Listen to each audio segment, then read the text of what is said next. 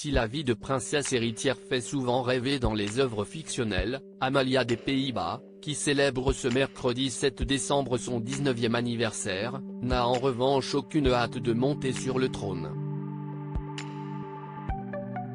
L'aîné de la reine Maxima des Pays-Bas et du roi Willem-Alexander des Pays-Bas a déjà fait part de son appréhension à l'idée de devoir prendre la place de son père.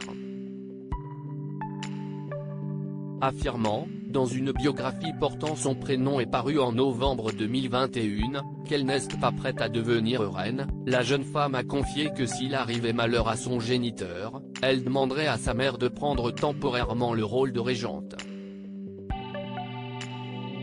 Pas du tout pressée d'être propulsée sur le devant de la scène, Katharina Amalia des Pays-Bas a de ce fait encouragé le roi à prendre soin de lui.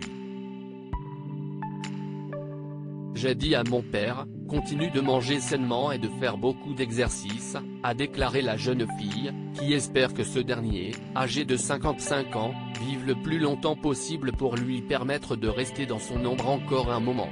Dans sa biographie, la grande sœur d'Alexia et d'Ariane se livre également au sujet de la santé mentale, un domaine qui lui tient particulièrement à cœur, puisqu'elle a toujours été encadrée d'un point de vue psychologique, et ce, depuis toute jeune. D'ailleurs, le fait de consulter un thérapeute n'est pas un tabou pour elle.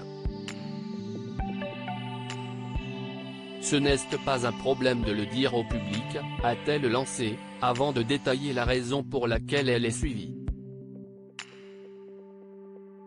Maxima et Willem-Alexander des Pays-Bas éclipsés par le charme de leurs trois filles l'entretien du physique, aussi important que le mental parfois, tout devient trop pour moi.